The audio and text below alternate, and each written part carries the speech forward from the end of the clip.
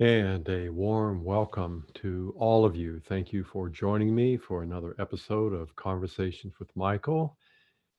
Let's all take a deep breath as we let everybody here log into the Zoom network.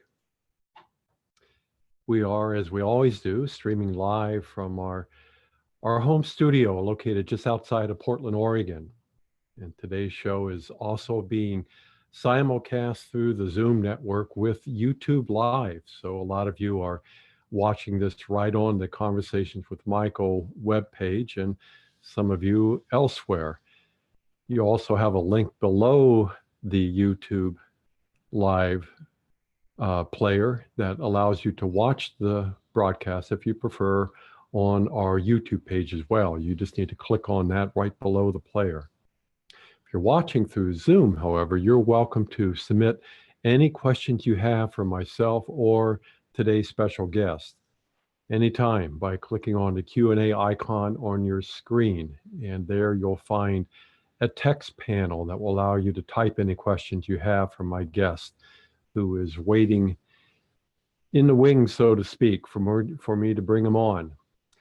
If you're new to Ancient Wings and the teachings of Michael, we invite you to also check out our website. It's been my passion since 1995 to openly share a conscious relationship that I've developed with a creator being called Michael, or some of you know him as Michael, a relationship that is actually available to anyone. So I experience the same physical, emotional, and mental challenges all of us face, but as well the joy of being in the presence of my own energy, being in the presence of my own non-physical counterpart. So that's been my joy then to share with all of you, with the support of my wife, Koka Filipovich, in presenting a lot of programs and services to help each of you develop or allow this relationship to become tangible, real in your own life. If you missed today's live broadcast, it's also going to be posted on the Conversations with Michael page for the next 30 days. And as we always do, let's take just a quick look at some upcoming events before I introduce today's special guest. This year, we've got the I Spirit course beginning actually next Friday on April the 13th. This is a 6-month online course that features bi-weekly sessions with Michael. There's no preset outline to this course. It is custom designed each year to fit the needs of those who are attending. We still have a few spots remaining for any awakened human who's now ready to allow that part of you that is already enlightened to be in your day-to-day reality with you. It's a bold choice, speaking from my own experience, to let go of being in control.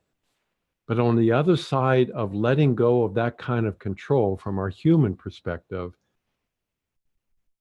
there's this choice. And this choice offers us our freedom. Now, it's not a freedom that feels comfortable initially to our own human self, because the presence of who we also are can feel overwhelming. And at the same time, it is the most rewarding experience and as well the most challenging experience any human being could ever have. So for more information on all of our free live streams, upcoming online classes, and private sessions, feel free to visit our website. I know we do over 70 live streams every year now, not including our private sessions. So there's a lot there to choose from. And finally, it's an honor for us to have as our guest on today's show, well, a true master teacher, Jim Self. Jim provides solid, up-to-date information and practical, workable tools that will enable us to keep pace with and comfortably navigate the transition humanity is currently in the midst of. Jim is a leading spiritual author and teacher and co-founder of Master Alchemy. Jim has had the ability since childhood to recall his experiences within the sleep state, and this awareness has expanded his relationships with the archangels, ascended masters, and the teachers of light. The tools and information presented in the program Mastery Alchemy is a co-creation of these relationships. Jim also participated in one of our live online events back in 2015. That was called The Art of Mastery. And this was my first experience working with Jim. The vast amount of information he's willing to share with all of us from the Teachers of Light, I find to be awesome. It's truly inspiring. So when his staff contacted me to set up a potential interview back in November of last year, that request inspired me to add a special feature to this very show. So I have to thank Jim and his staff for picking up on something that I was contemplating, but it motivated me to actually act on it. You can learn more about Jim and Mastering Alchemy by visiting his website at masteringalchemy.com. And on that note, let me come over here and bring Jim on to our show. Welcome, Jim, to Conversations with Michael. And let me, think we need to unmute you here. So let me go back here and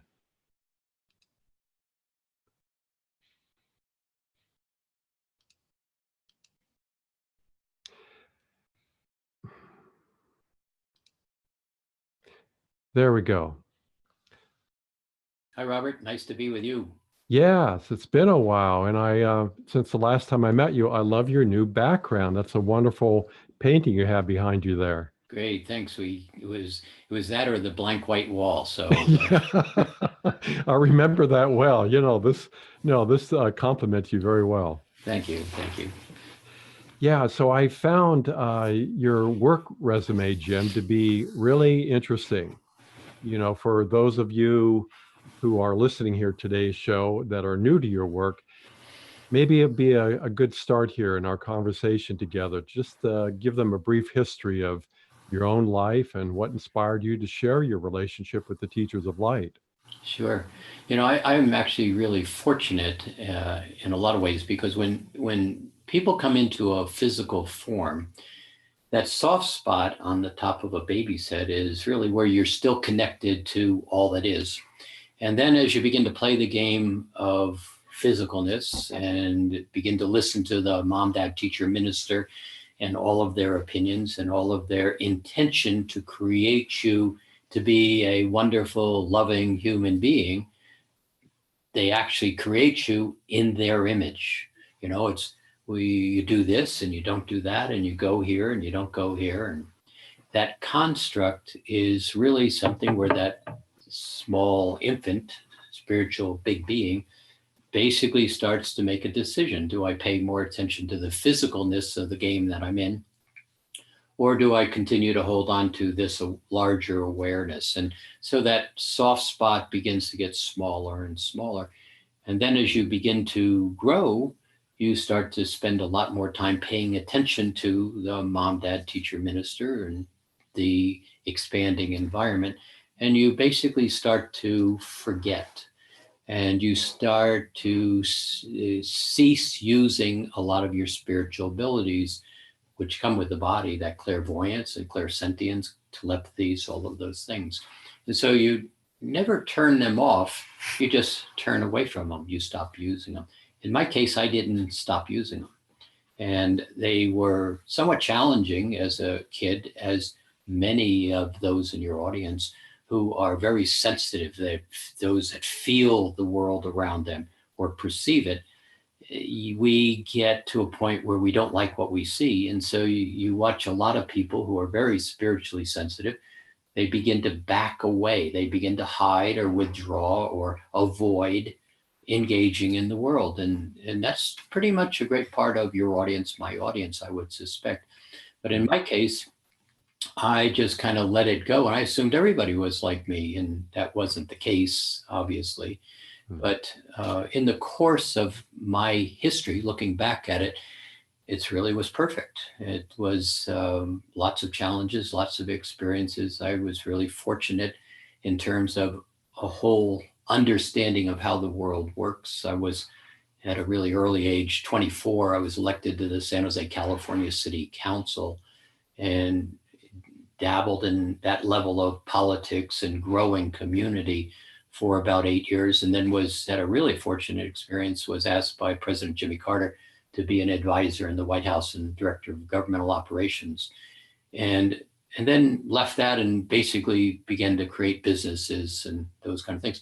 But the spiritual side never left. I really began conscious of how to perceive with these skills. And all of that really always had a voice attached to it. That voice was always there. And I used to attribute it very much to the internal guidance system that we each have that most of us forget to use, which basically allows us to observe something and then choose as to, is this appropriate or not appropriate for me? And that internal guidance system, as pretty much everybody knows, when you listen to it, you really come out on your feet every time, exactly where you're supposed to be. But that awareness continued as a voice, and that voice continued to expand. And I was fortunate to get to dabble in trying to understand these spiritual skills for a good period of time. And then that voice got louder and bigger and more engaging.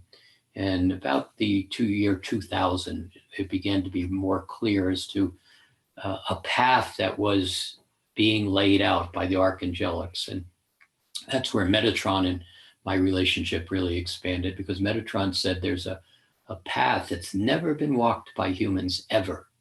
And would you like to play? And if you play, it's all about your evolution and your ascension, but it's really about elevating the earth back to its fully Christed state. And it's about opening a door and holding it for all of humanity to step into a fifth dimensional state of well-being. And at that point, it was a very pointed question. Would you like to play? And so from there, this whole adventure has just expanded. And everything that had happened prior was really very clear as to the skill sets and the tools to basically take Mastering Alchemy and present it now to hundreds of thousands of people. Well, that's so refreshing. We don't really hear too many relationships between our non-physical friends and have an introduction or an invitation that uses the word play. Usually most humanity has heard the only reason you're here is you did something wrong up there, and so you're going to pay for that here. It's almost too good to be true for most of humanity. Sure, because humanity, we can approach this from lots of places, but the simple version, with the fall of consciousness that occurred, and that's an amazing story, and very few people have ever heard the story. But in that fall, there was a necessity to disconnect. It wasn't because anybody was bad. There was no war. There was no bad angel. There was none of those things as religions would have presented them.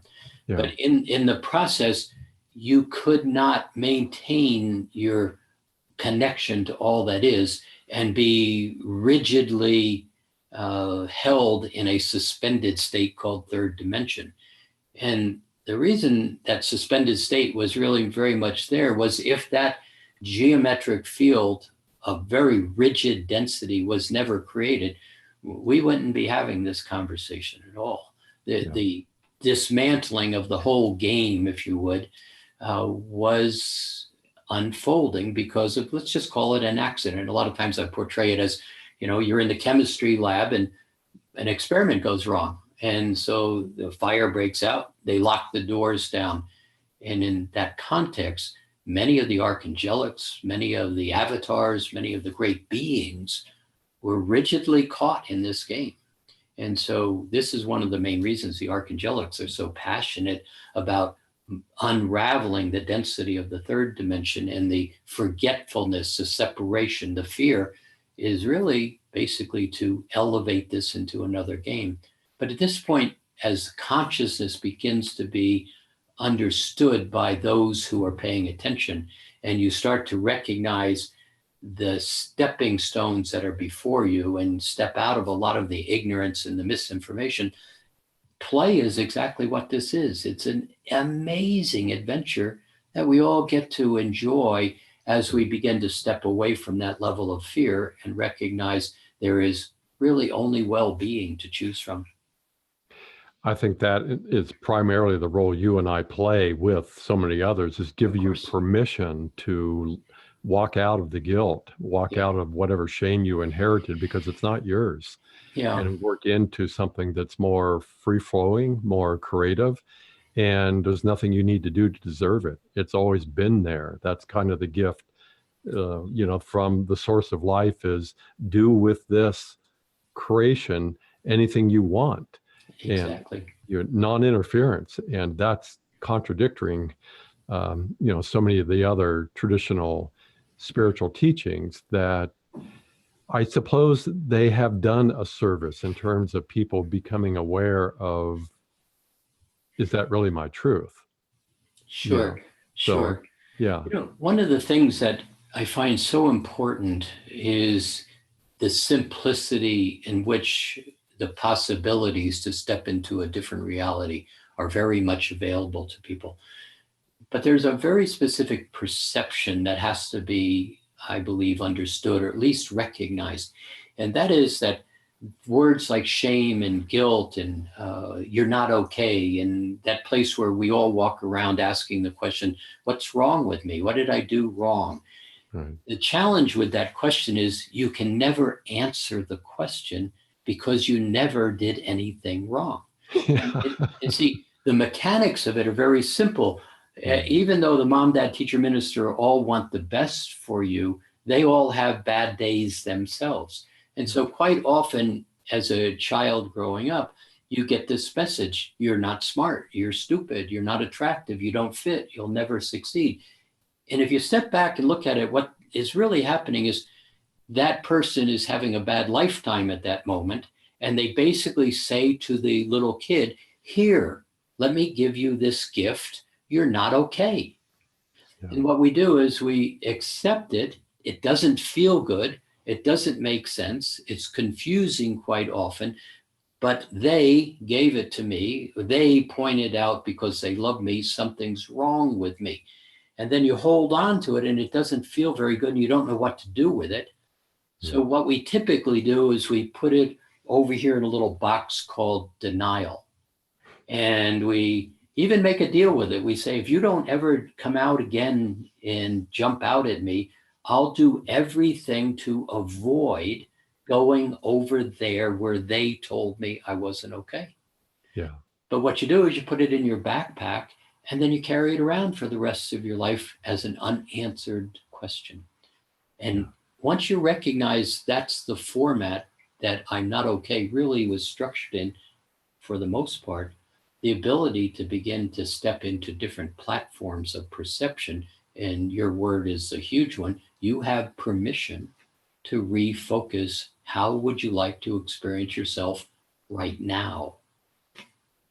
Well, of course, that choice, when we did say, okay, let's play with feeling into who else am I? And when who else am I starts blending and merging with your human nature, it's not always the most comfortable fit. Right. Because it goes up against all the conditionings, all the programming, all the fear-based things that we all inherited. They weren't really ours, but we certainly inherited them. You move out of that, and at least from my personal experience, the fit that used to be there with all the people that gifted me with all the things that said, this is yours too, I can't really relate to them any longer. They're, the relationships with even my children, everything that once was very fulfilling and self-serving, suddenly it just takes on a very different light that interferes with my clarity to maintain a relationship with who I also am. So I think maybe with who you're working with too, that transition into being also spirit and human at the same time, it really rubs my human self the wrong way, because in a way, my human self got so addicted to playing little, being small, appearing insignificant, appearing insecure, I mean, all those things works for Bob, but it doesn't work for Michael. So, Exactly. so I bring him in, and Bob suddenly is either trembling in his feet, going, "I wish I'd never said yes to this," because now Bob looks kind of stupid playing the old games. So Well, yeah, go ahead. well, but see, it's a really, if a person can step back and recognize that, on one hand, anger, rage, resentment, fear feels like this, happy, enjoyment, fall on the floor laughing feels like this. Which do you want to choose? Yeah. And really, everybody has this choice. But the challenge is all of that that's sticking in the backpack, we're still holding on to as what did I do wrong? And when you basically begin to get into a place where you can additionally recognize very much what you just said, and I describe it as when you start to feel in a state of well-being, happy, enthusiastic, those kind, all of the stuff that's in the backpack that I hope never comes out again comes out. And what you're really saying to it is, if I get happy, it's as if you have little cups that hold air underneath the water.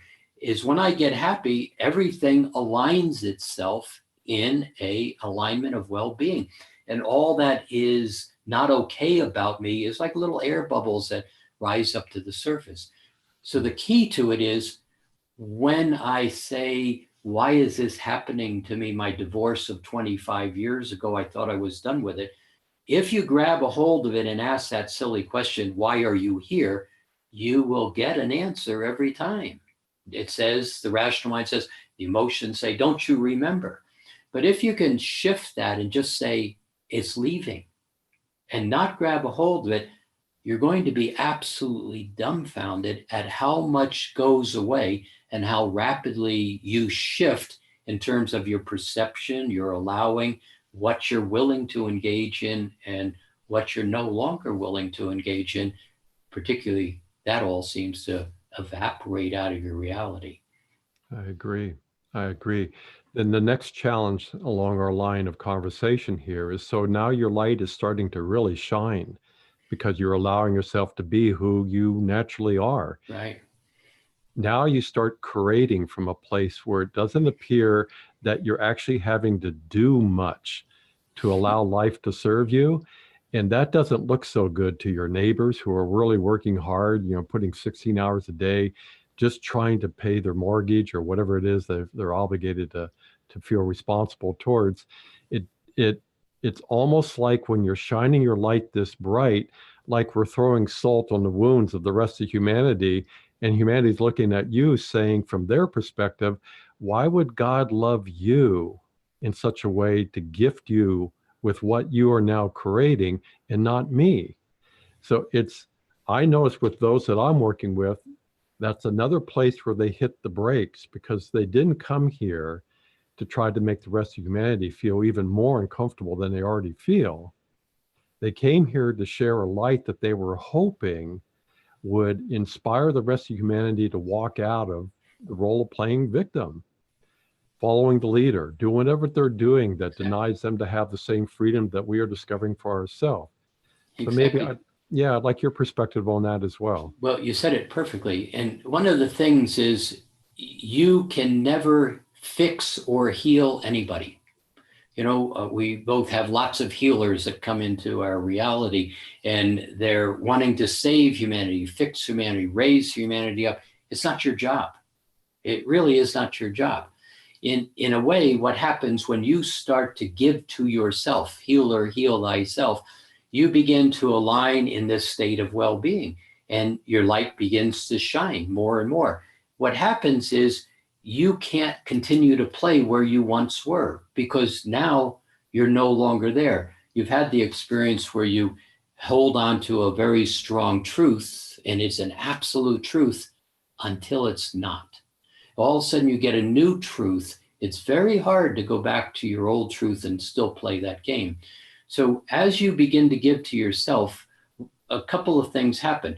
You, one, begin to lose your friends. Many of those people that you hung out with, you went to the bar, you drank, you smoked, you swore, they fall out of your reality only because you're no longer playing in that reality.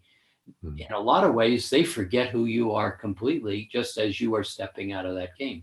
Then there's another grouping of people that as you begin to hold this level of light, and we watch it all the time, people come up and they say, boy, it's amazing what you're doing. And I don't really want anything, but can I just rub up against you? Maybe some of that will rub off on me. And that's the place where you and I and many of the people who are beginning to recognize themselves start to influence the rest of the world with your light and your hello, I see you. But there is a third grouping of people, and that's in a way the one you're talking about here. They begin to see you also, and they begin to see the light that you hold also. And the thing about it is, as a spirit, that's what they want. They came here just like you came here to evolve, to ascend, to create an evolution of everything, but they can't have it. They're so wound up in the he said, she said, and my victim, and all of those things. They can't have what you're having. And so, in a lot of ways, they would rather kill you off than have to see that brightness that they can't have. In any of those cases, your job is your job. Your job is to be that light and basically hold it. And the amazing thing that happens, particularly as the shifting of consciousness is very significantly changing right now, the most amazing thing to this is as you start to begin to know yourself, begin to get happy unto yourself, begin to like yourself, a shift occurs. In third dimension, we all go out there to get approval from them to tell us we're okay. When you start liking yourself, that need to be validated by the external world begins to minimize, and you start to recognize everything comes to you. You don't have to do anything. Everything comes to you. You start to get happy and holding this alignment. Law of attraction becomes very much engaged in your reality. But you think a thought. I'd like to go to the movies this week. It'd be nice to do that. And the phone rings an hour later with somebody with 2 tickets. At beginning, it's coincidence. But as you start to realign yourself in the light that's available now more and more, you're going to find that in your balance, you're going to start to be very attractive to everything you want. Yes, I agree. And it shifts our value to the radiance itself of our own joy of living life to of what value do we place on that, more than the traditional human, what kind of house, what kind of car, what's your job title, anything along those lines. Yes. Now that radiance ends up being our new, almost free support system. I want to say free, but almost free, because I know there's so many of us that are still thinking, I just don't want to throw salt on the wounds of the rest of humanity. I don't want to make them look worse than they already are feeling because I figured out how to let life serve me. So it's an interesting. See, but the piece is put your light on the candlestick so all in the house can see. Yeah. It doesn't say give everybody a candle and then show them how to light it. And then when they're okay, then I'll be okay. And that's where a lot of people structure their perception. And that's an incorrect perception. If you become that level of light, what starts to happen is you begin to lose the connection with everything that's causing you pain or frustration or your familiarity. Now, in this long line, there's something that everybody really might want to be aware of. You're going to lose your friends. You're going to lose your passions. You're going to lose your hobbies. You're going to lose what you think you should be. And all of a sudden you're going to find, and I have this with lots of students at about the 1.5 year point, is they say, well, I've got no interest. Nothing's interesting to me. And I say, yeah, I understand. How is that working for you? And they go, yeah, it's really pretty good. But all of the shoulds that they have said, this is how you get along, the shoulds begin to fall away. And it gets a little bit, the word that most people use at this point is, my life has become very boring. It's not the right word. My Right. life has become very quiet, and I don't know how to fill it with something that is exciting and passionate. Right. And that's because you got a whole new set of reference points coming into your reality. And when you begin to play in this level in a really intentional way, you find that a lot of these new reference points in the all that is, they don't speak in language and they don't speak in English. And so it's a perception, it's a knowing, it's an allowing, and then it's an engagement. It's just very much you're becoming that 1, 2 year old child, 6 month old child. It doesn't know how to speak, it doesn't have a sense of the environment or the personalities, but it perceives and it begins to know itself in this environment. You're evolving yourself into an evolutionary state of remembering. And what you're beginning to remember is how knowingness functions and understands. But it is a little bit of a challenge stepping out of all the magnetic fear and attractions to the physical nature of what I think I should be doing, should being the operative word.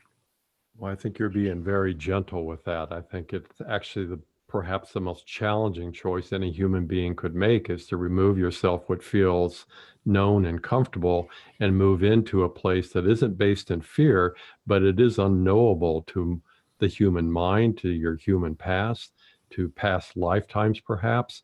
So this freedom, it's really it's not for everybody. This might not be the lifetime. This might not be the Yeah. time for you to move into that. And it's awkward to watch the consequence of that being no thank you.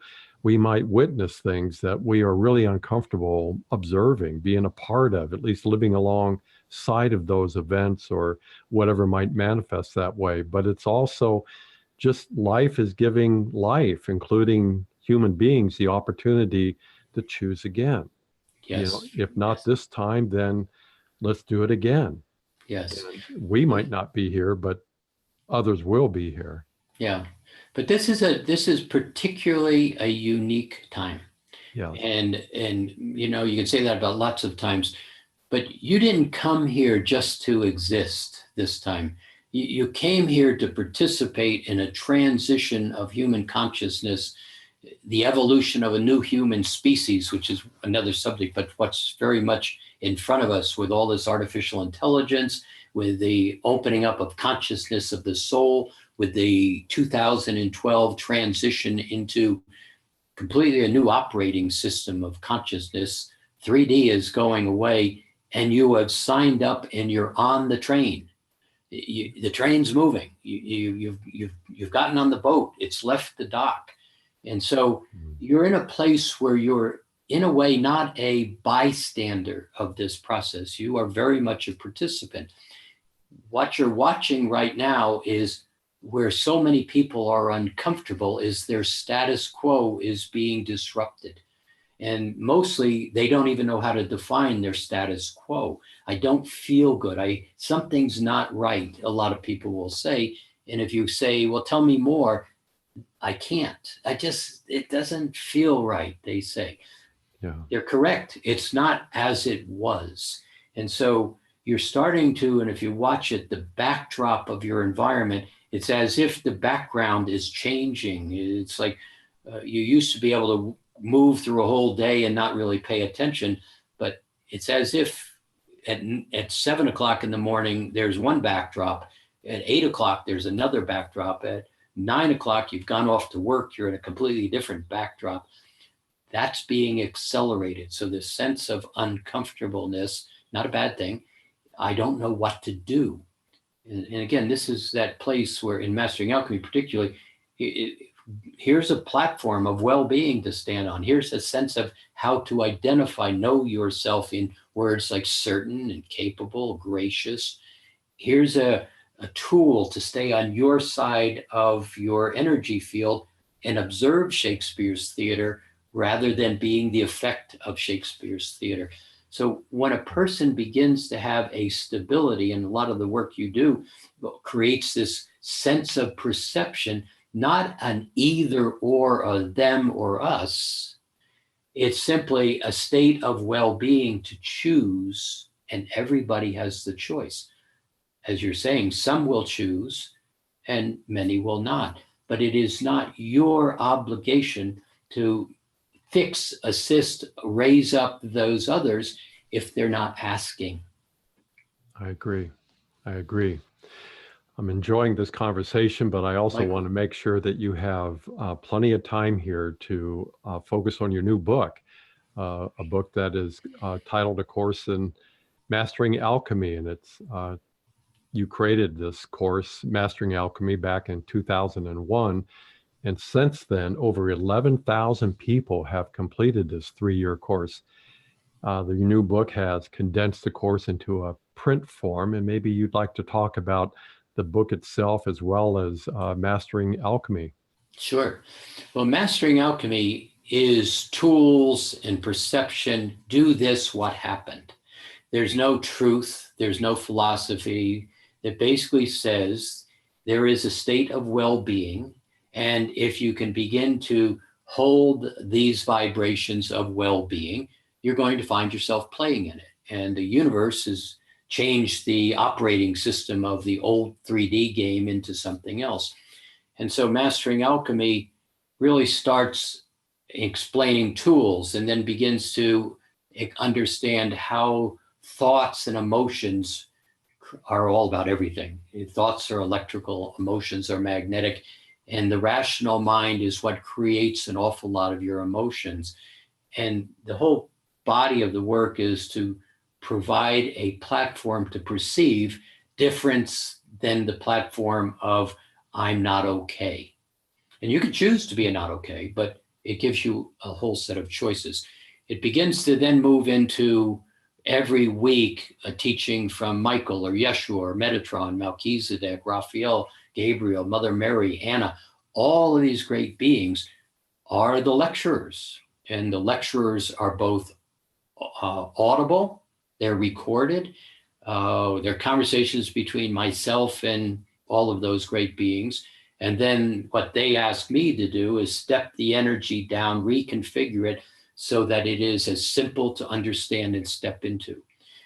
It then moves into the basis where you begin to restructure the whole nature of the physicalness, the brain, the eye of Horus. You start to open up your perceptions, those spiritual abilities, and then basically step into the light body, very much taught by all of those great beings.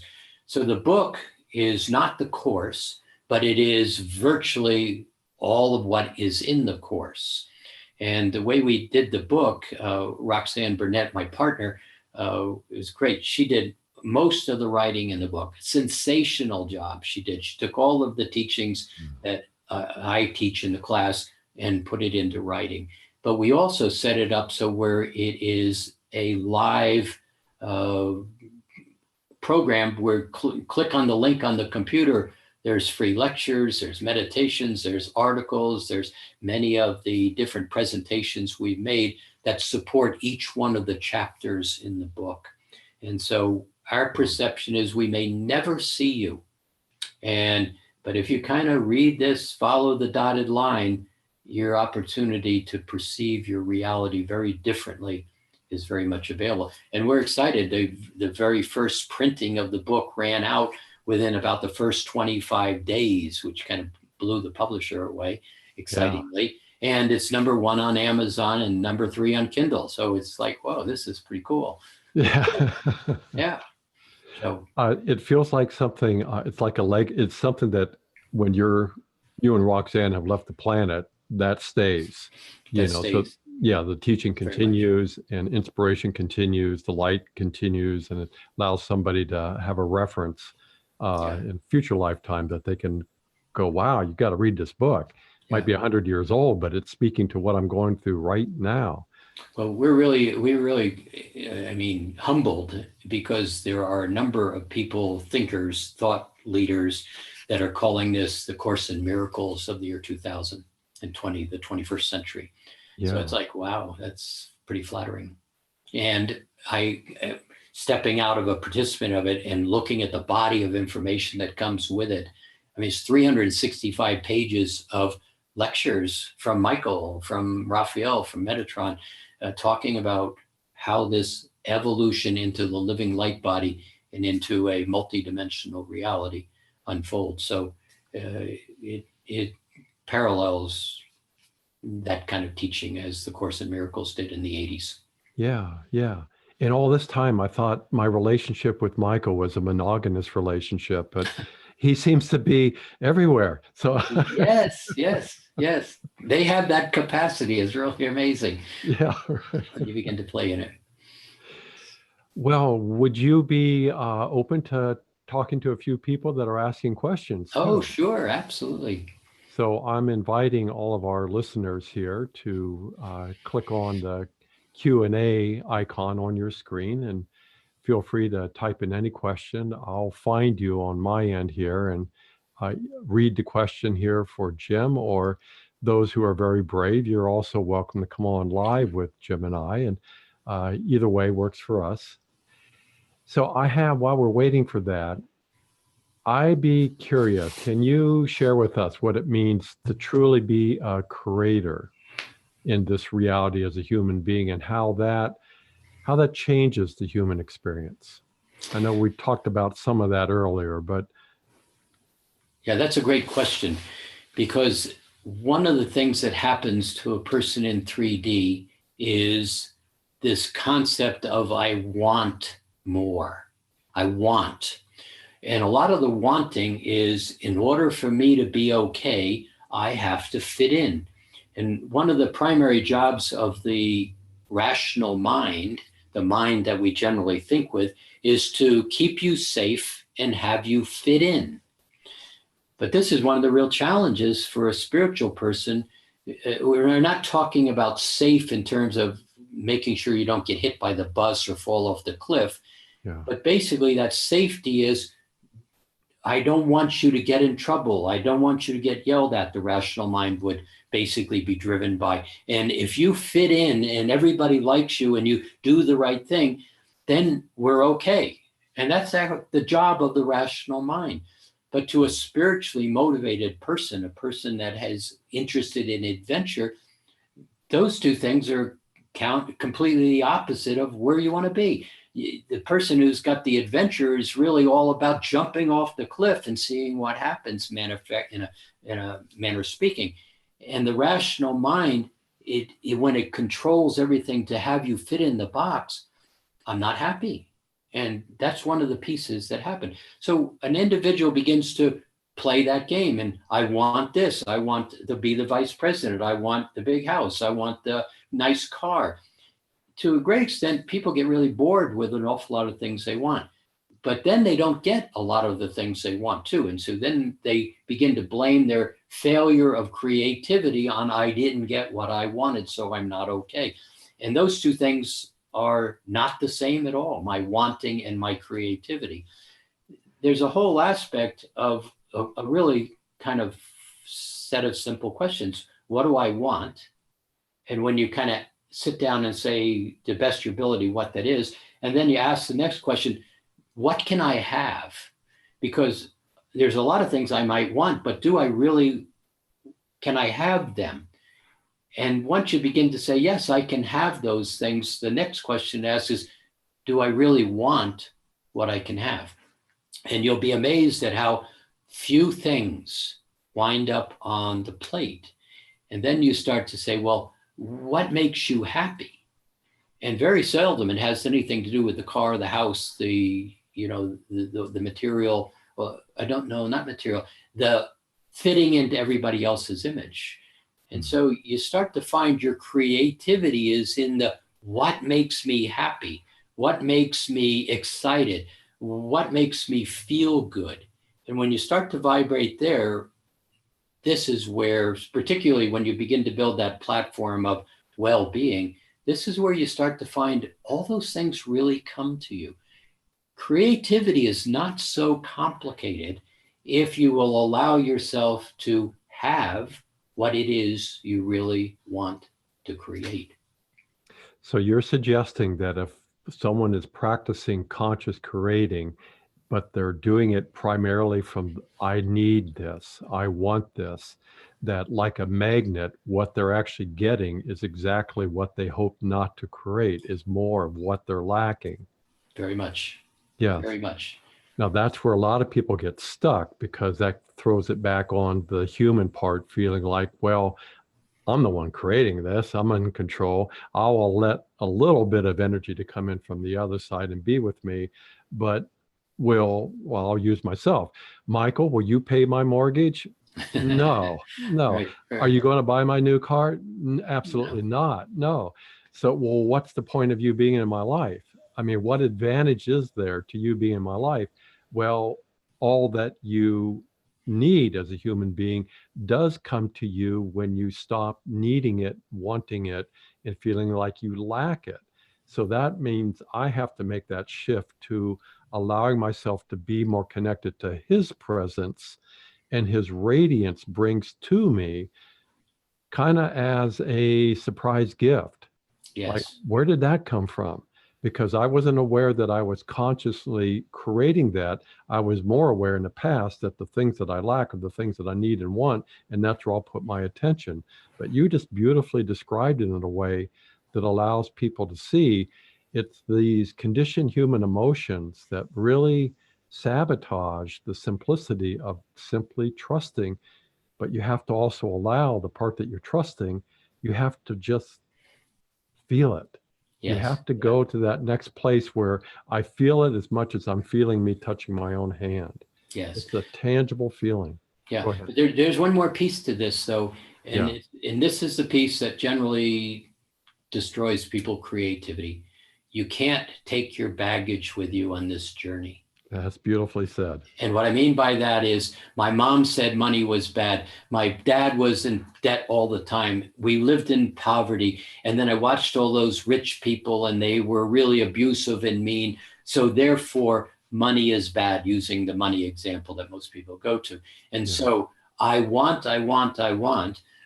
But the mental picture and the emotional structuring is if I have that, I will have a problem.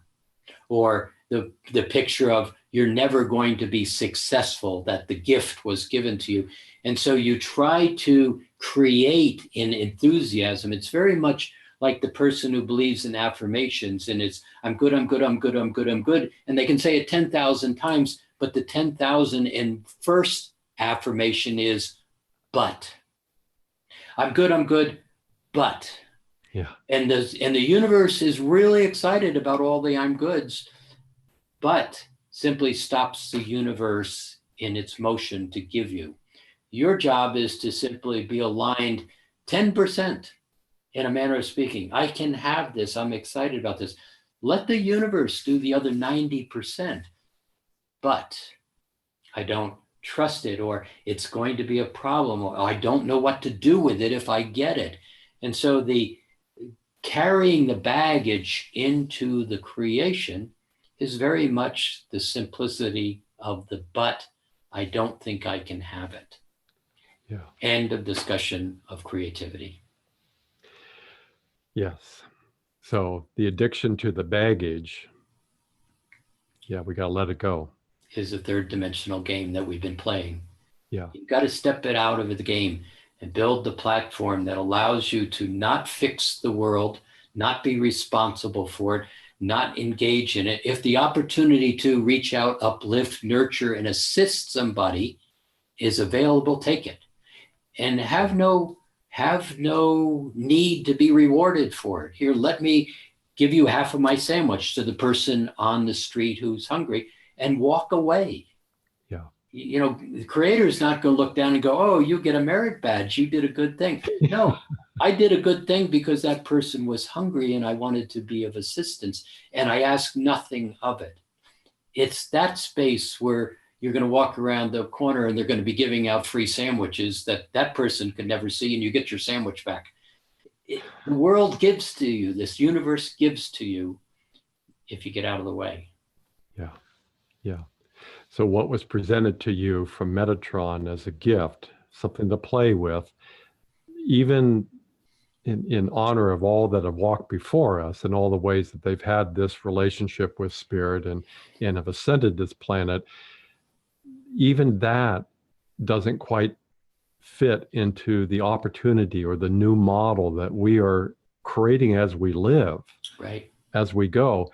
And that can be a little intimidating to those of us going, well, it'd be a lot easier if Jim or me were Yeshua and we just happen to plop into this reality and say, well, here is my actual real book. This is the story of my life. And these are the steps I actually did take. And yes, I do walk on water every time it rains. And it's a miracle that I don't go back into the house where it isn't raining. So it's interesting the way that we're doing it. It's almost a gift to all previous ascended masters that we're choosing to take this and play it differently in a very unique way that honors really our own spirit, our own enthusiasm, our own, well, it almost sounds vain, but our own love for self is, what Well, the hell, let's just do it. well, see, if you can't like yourself and you can't love yourself, you can't appreciate yourself, then how can you give to somebody else when you can't give to yourself? Yeah. And in all the lectures I do, it's the words that I really kind of come back to is how will you choose? And when we really get right into that meditation space, it's really, can you be pleased with yourself right here for no reason at all? Can you just say, I'm okay. I like me. I like me. I'm pleased with myself. I'm happy. Can you find the feeling of that simple phrase, I like me? If you can just like me right here, you just managed to be 99% of the way into your own ascension. It's about aligning with the feeling and the ability to appreciate yourself. Everything else will come to you. It really is that simple, and that's the biggest challenge. This is all pathetically simple. It's just not easy when you're engaged in, I'm not okay. Well, what you just explained, that is the true master. I mean, that is when you realize it is this simple. I think I'm done playing. Yeah. At least Or I'm that'll done be. working. I'm happy to play now. Yes, exactly. Yeah. Exactly. Let me get to a question here. We have from one of the listeners, Jeff. I just ordered your book. The timing is perfect, and that it just this last Monday, I have stepped out of a very old role as an employee and into the support of my own creative reality. One thing that struck me was the first initial days is that instead of bursting out into the world, it feels like I emerged into my true self. Magical. Nice. Your insights would be very much appreciated. Thanks to both of us. Go ahead, Jim. Well, what a great opportunity, especially if the first thought is, wow, this is great. I don't know what I'm going to do. I don't even know where I'm going to go. And I don't even know what I'm going to eat next, but I'm free. And in that sense of freedom, the ability to find your way in what I'm going to eat next is going to just happen. If the first step is into, oh my God, what have I done? How am I going to pay my rent? It's going to be a little bit of a challenging road, because it's in that space of perceiving the freedom from lack that starts to get in the way of experiencing what the freedom has to offer. And so that space of, I want to use the word trust. It's not my biggest word, my favorite word, but just maybe a better word. I'm going to just allow myself to wander down the street and see what's there that I've never seen before. And I'm not going to be in need. I need to have this fixed by Friday because, again, my rent's going to be due. Go out and play. Go out for a walk. And I'll answer it in a way. This transition right now is, it's like the old 3D line was like this, and it's starting to break apart here. There's another fifth dimensional line that's starting to gel here. If you can begin to just allow that it's going to work, and find some place to just enjoy the walk along the creek because I like walking along the creek, not worrying, thinking, figuring out, just kind of enjoy the spring that's now beginning to happen. By the time you get to the end of it, you're going to oddly find the billboard that says, here's something for you to consider, metaphorically again. It's in the allowing yourself to be liking yourself that everything now is coming much faster when you get out of your own way. I'm saying that to everybody, but congratulations, and hope you find the book useful. Good, good. Another question has to do with our intimate relationships with other people. This person's wanting to know, how does she work with allowing more and more of herself to emerge when her partner is not at the same place? How do you maintain the closeness with the person that you're married to? Yeah, this is a challenge because relationship is the toughest game on the planet. And it's just not relationship to partner or kids or mother and father, work people. It's my relationship with life is really the game that we're playing. And when it's being done, and this is where relationships in marriages, for example, begin to be challenging, not just in the nature of this conversation, but historically, is I like you because you are like me. See, the concept of likes attract opposites is really not even exactly true in physics, but we like each other because you like golf and I like golf, and you like tennis and I like tennis, and you hate Brussels sprouts and I hate Brussels sprouts. It's like love. But what happens in relationships is one stops playing tennis, the other stops playing golf, and heaven forbid you start liking Brussels sprouts. All of a sudden, I don't know you anymore. Our connectivity in the vibration of like is not there. And so this is where you watch marriages begin to be this routine thing because it was some vows that said forever and ever. In the space where relationship is now beginning to build, in the context of what we're talking about, it really is very much about you beginning to like you, not changing the other person, not fixing him, but in that process of as you begin to get brighter, that person begins to, one, feel awkward because you're eating Brussels sprouts and I don't know who you are anymore. But in the same context is you be happy. How can we begin to do things that make us enjoy each other? And many times that first set of, I don't know what to do with you anymore, begins to be attractive to your laughter, to your enjoyment, to I'm starting to appreciate myself more. And that gets very magnetic. It also allows that person to step up. And in some cases, they don't step up. And so the challenge in relationships is, do you want to go back to the place where it was routine, boring, and all you do is watch television every night and you don't really like television in the first place? Or do you start to say, let's figure out where there's a big world out there. How do we begin to enjoy ourselves at a different level? Relationships are tough, but right now they are very much doable, and the opportunity for elevation is just huge. Very good. Very good. We have another person feeling the relationship with their soul has deepened. They appreciate it. What they don't like is at the same time, all the negative voices seem to come out even louder at the same time. And I think you talked a little bit about this, Jim, but maybe reaffirm that that's a natural process here too. Sure. So as all the baggage that's been stored in the backpack that I don't want to ever look at again because I was embarrassed, I was humiliated, I was exploring something and everybody laughed at me or told me I wasn't okay, I'm afraid to try something new. That's all in the backpack. And so when you start to find I'm enjoying myself, I'm liking myself, I'm beginning to feel vibrations like certain or capable or gracious, and I'm simply pleased with myself, real simple, all of that baggage starts coming out.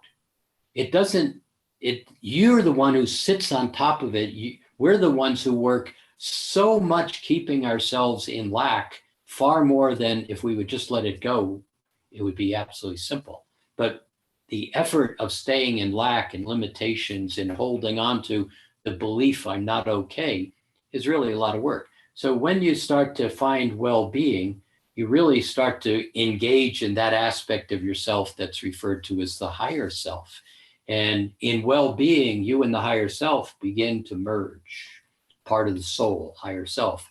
It's in that space that you begin to allow all of the baggage to come up. So there's all the demons and the voices and the doubts and the pushing against. It's leaving. If you can just get to the point where you say, I'm going to take a breath, it's leaving, turn your head, go walk outside, start to go for a walk. The thing that's so amazing is when you can allow that to be the case, it's leaving, and not grab a hold of it. By the time you get to the door, you don't know why you were walking out the door. Everything evaporates very rapidly when you stop grabbing a hold of it and asking why or trying to defend it.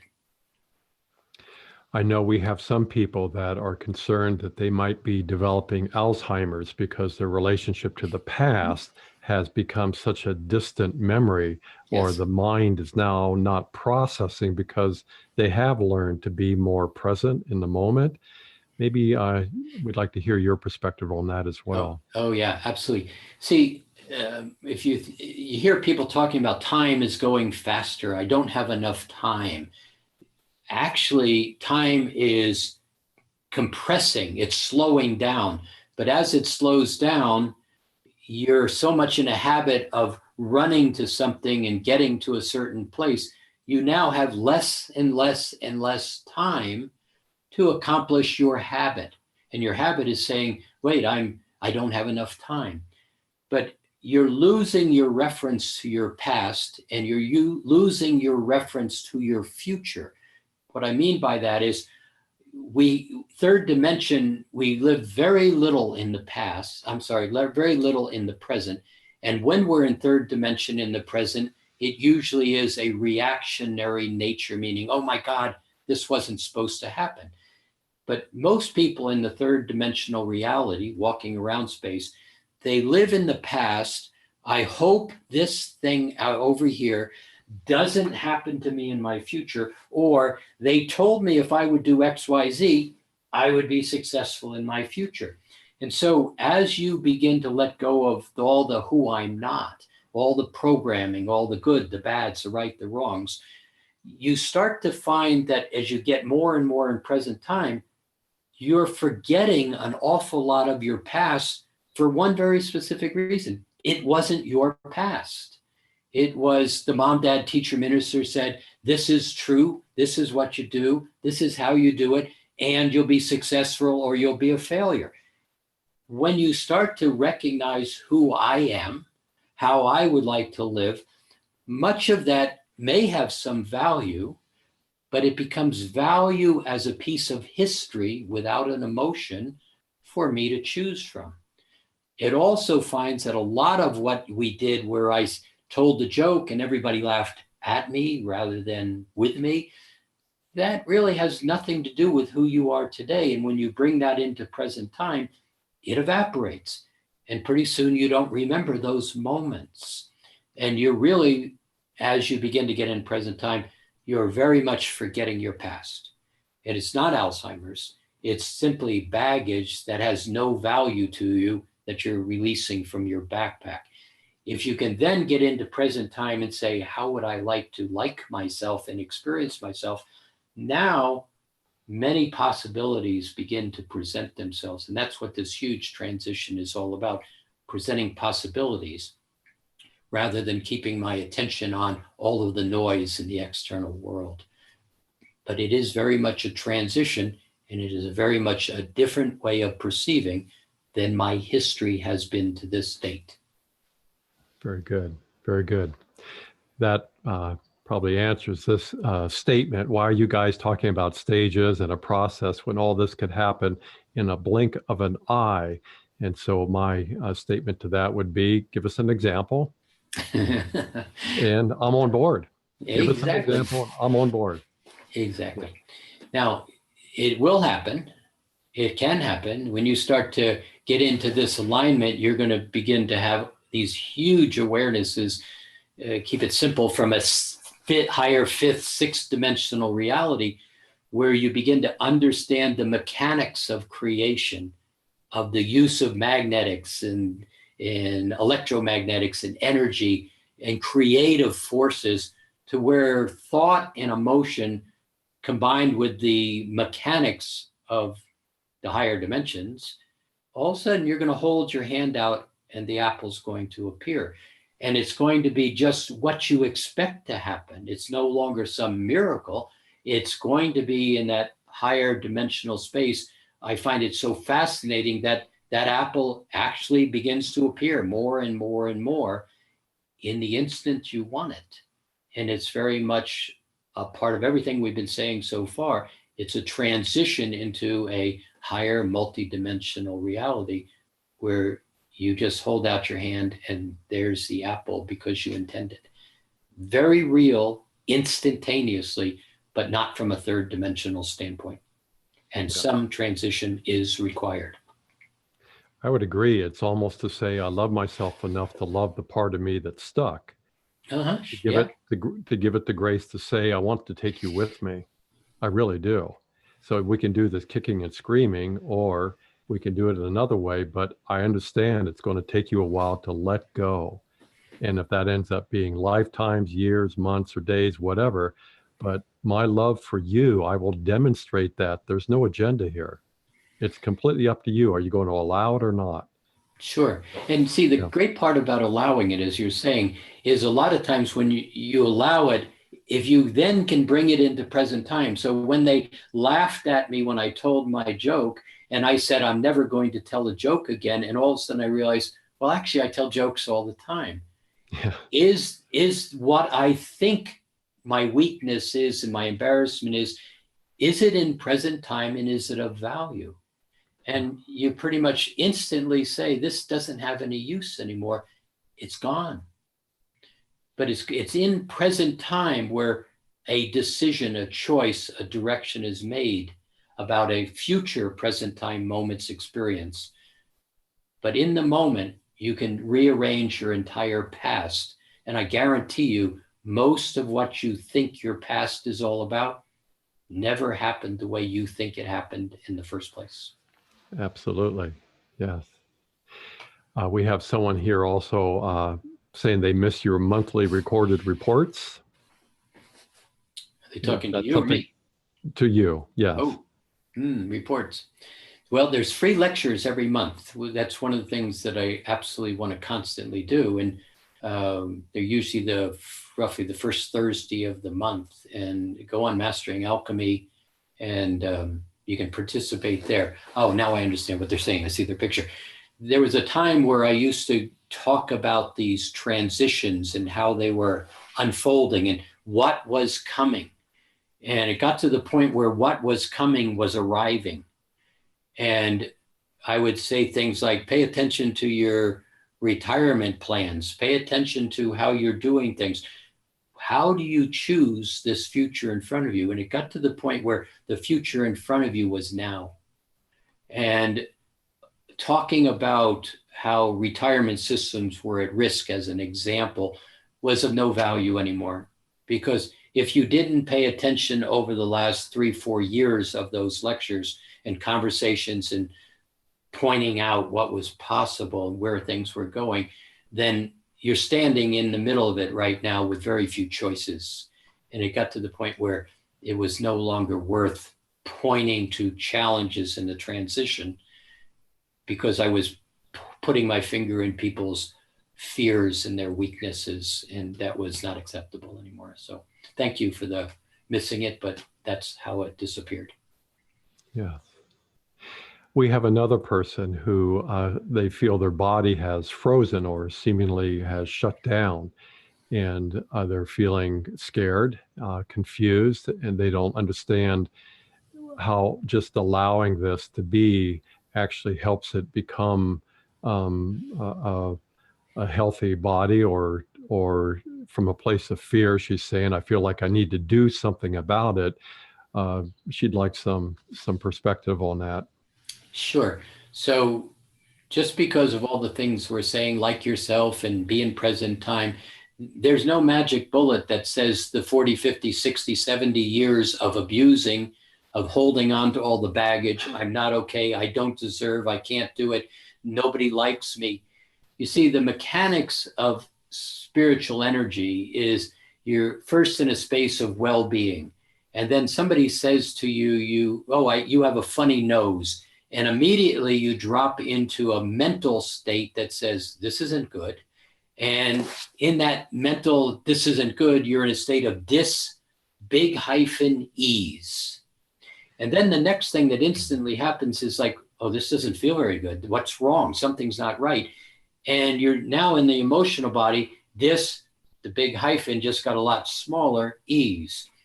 And if you sit there and walk through your life, I'm not okay, I'm not attractive, I don't fit, they don't like me, and you hold on to that energy and it's stuck somewhere and it drops into the physical body, the hyphen goes away and the word becomes disease or off balanceness or I'm not okay.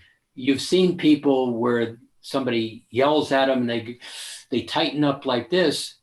But if you watch them, they never let it go. I'm not okay. I did something wrong. And that physical nature of the emotional mental configuration all of a sudden has a tight muscle that causes the shoulder to go up. And after 40 years of that, the vertebrae begin to wear down, et cetera, et cetera. You get the picture. So coming into a place at a certain point and saying, well, all that sounds good, but give me the magic bullet. There is no magic bullet in present third dimensional time. What is required is, okay, where am I holding on to? I'm not okay. How do I go about letting that go? How do I simply let it go? And then begin to work the physicalness of the body back into a state of alignment. But in the third dimensional construct of bodies are never meant to last 80, 90, 100 years. You are here in a dream that we call physicalness to have a set of experiences that the soul wishes you to have so that the soul can know itself. And the soul constantly recreates circumstances. We call them lifetimes. But immortality in a physical body as we know it was never part of the soul's intention. And so we beat ourselves up pretty bad. The new progression and the new awareness of the light body, even for the many hundreds of people now who are sitting in the light body through mastering alchemy work, most are now aware that I could elevate this physical body and run it out for a long period of time without dying, but I probably won't.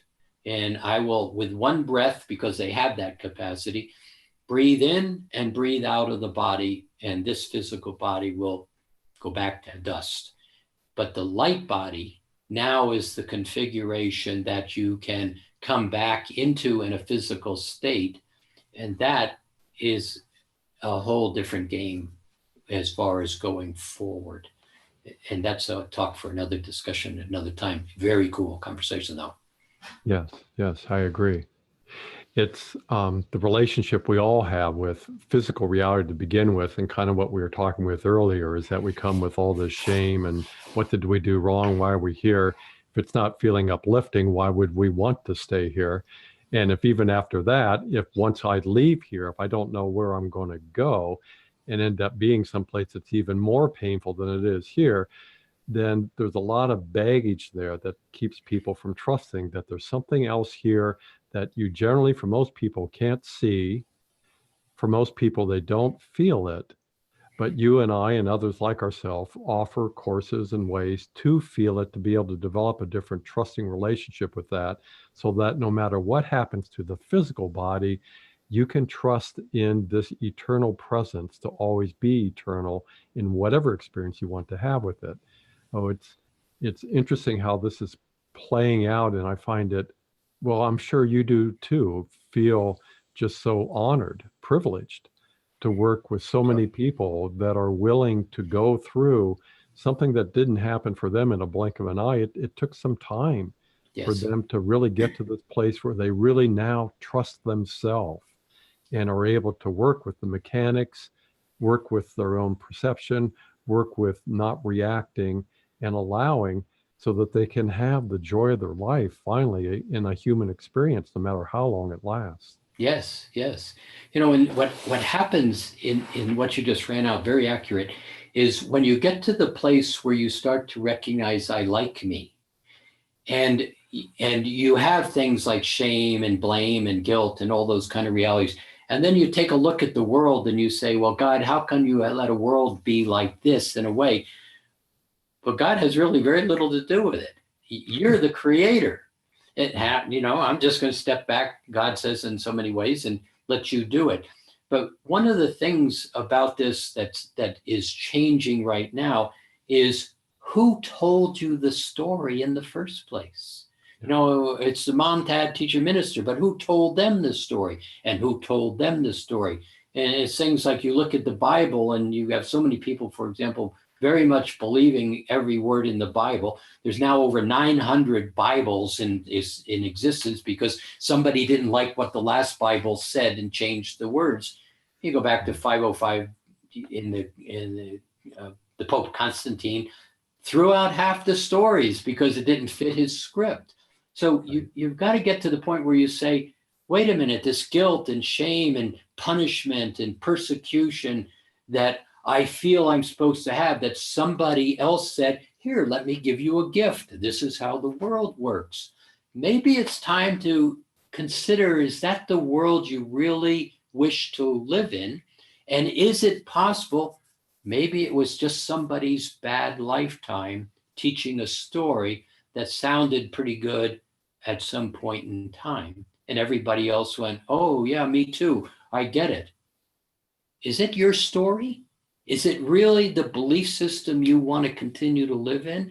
Is it a belief system you want to teach your kids? Is it a belief system you want to see the nature of the world today in wars, in contests that are just completely stupid over something that nobody can even define as a truth?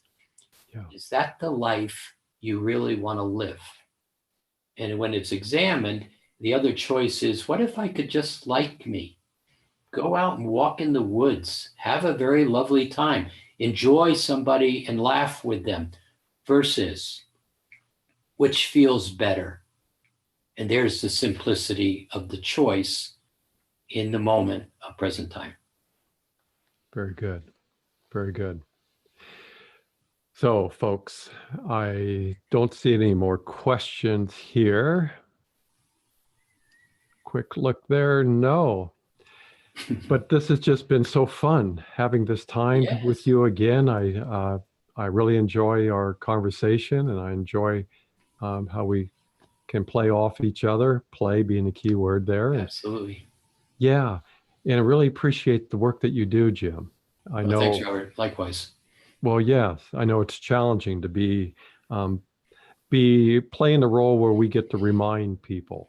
And that's really, I'm not really comfortable calling myself a teacher, but just to remind people of something that we discovered and we just couldn't contain it. So we decided I should share this with somebody.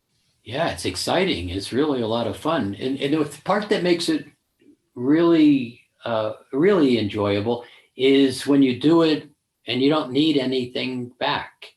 It's like, it's like, I should be paying the students that, well, I better not say that too loudly.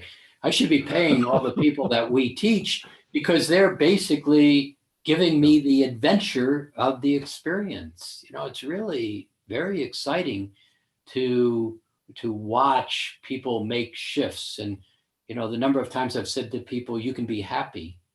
And I get this blank stare and then they say, really? And burst into tears because I've never been happy. Well, yes, they have, but that's really exciting to watch somebody go, You mean I can have this? And you create permission where they allow themselves to step into well-being. That's really exciting. I mean, it doesn't get any better than that. Yeah. Very good. Yeah.